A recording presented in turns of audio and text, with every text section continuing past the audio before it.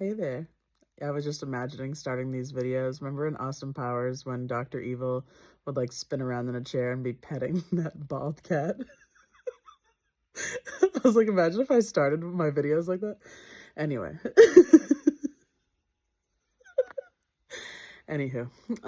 Okay. So when people are committed to not understanding you, I wish I knew this when I was a kid. Oh my gosh, I wish I knew this 5 years ago. When people are committed to not understanding you, they are attempting to manipulate and control you. So if you are sharing something with someone, whether it's just about something you're enjoying, whether it's about them and they're doing something to let you down, you're just sharing and they have to be like, well, what about that? What about that? Did you ever think of that? Well, why did you think of that? This interaction is identical to, now visualize it with me, when we watch a movie and there's a bully in school who's a little bit older than their victim and they steal their victim's lunch money and hold it up really high so the little kid can't reach it. Now, when we go to explain ourselves to someone who's committed to not understanding us, we are now that little kid reaching and jumping for the money.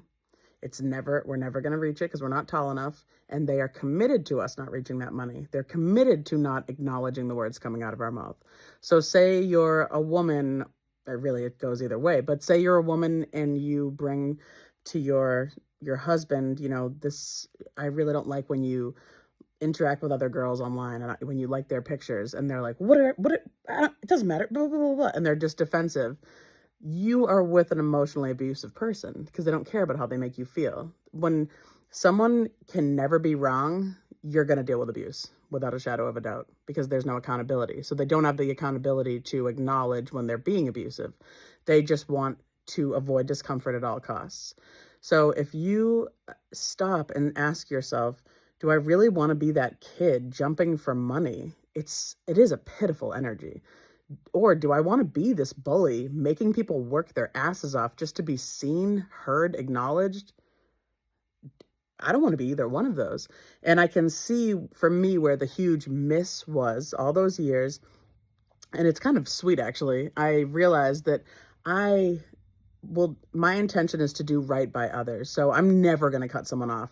Even if I get to feel an urge to be defensive because I feel like I've let someone down and I feel guilty about that, I still want to do right by you. So I want to acknowledge what you're saying and then change the behavior so you can see I do care about how I make you feel. I do want you to be safe. And so my huge miss was that I thought everyone wanted to do right by others.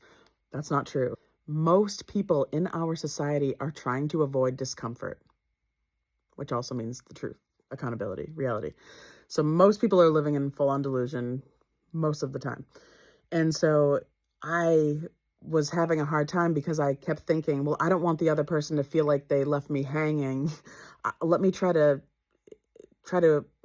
explain to them what they're doing that's so harmful because I know that they don't want to really be doing that. No, it's very intentional. And sometimes it's not consciously intentional.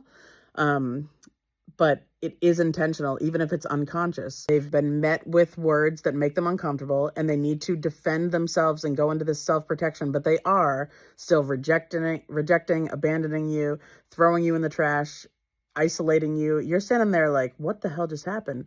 And I realize now this is the most free space, the most freeing anything I've ever experienced.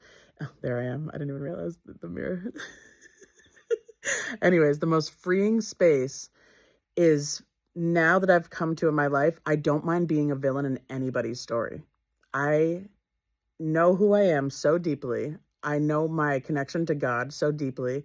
And also, I have the truth behind me. And I'm a firm believer that the truth will always reveal itself. So I can just kick back and relax. Anytime that I've had to walk away from a really abusive person, I have had people being like, is Taylor just crazy? And then even after years, they have come to me and been like, hey, I thought maybe you were just insane or something. But no, I've seen how abusive that person is. You were right. So I am fully certain God has my back, karma is on my side, and I know the truth will always reveal itself. So we don't need to, it's our ego that has us convinced that we need it to prove it right now. No, nope. So if, say, I'm trying to share something with you and you are committed to deflecting, being defensive and throwing me away, rejecting and invalidating everything that I say, I don't ever want to see myself being this kid begging for your understanding, your approval, me jumping up to get this money. I'll just walk away. And even if even if other people are on looking and going, did that person just walk away from you mid sentence? What a rude person. That's fine. And feel free to share it. Feel free to spread the word. I don't mind because I know who I am. And I know that I don't mind walking away from abusive people, from cowards. It's okay. And I then just say a prayer for them from afar, because I wouldn't wish that life on anyone. Someone that's so defensive they can never be wrong, that is a deeply struggling person. And a lot of people are just putting on band-aids, doing fun things, and not acknowledging this defensiveness, this dismissive energy. It's so harmful to the people that are around you. And I just want to keep making this clear to people. When we need that bully to understand us, we self-abandon.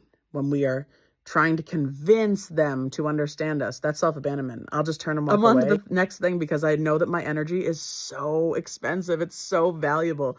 So I know now never to place myself in the energy of that kid that's begging for that approval, begging for that money, because I don't ever want to see myself like that.